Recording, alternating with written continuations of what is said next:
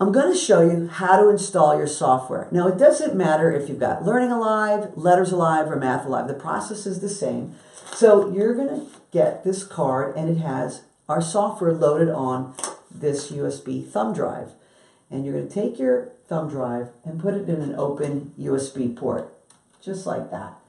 So you'll install the software, and once it's installed, it's going to ask for your serial number. And your serial number is on this card, and it's also on your quick start guide. And there's a quick start guide for learning, letters, and math. If you turn on the inside cover, there's your serial number there as well. So there's two places for your number. And it also gives you step-by-step on how to install it, or you can just follow the prompts on the software once you install it. Now, you'll only need the internet for about a minute to install your serial number, and the serial number is good for one computer.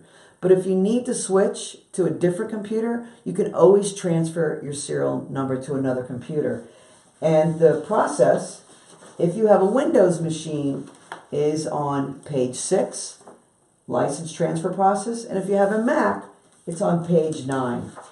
And you'll notice it's in orange. So orange is Mac and blue is Windows. So there's the license transfer process for the Mac. So that's all you need to know to install your software.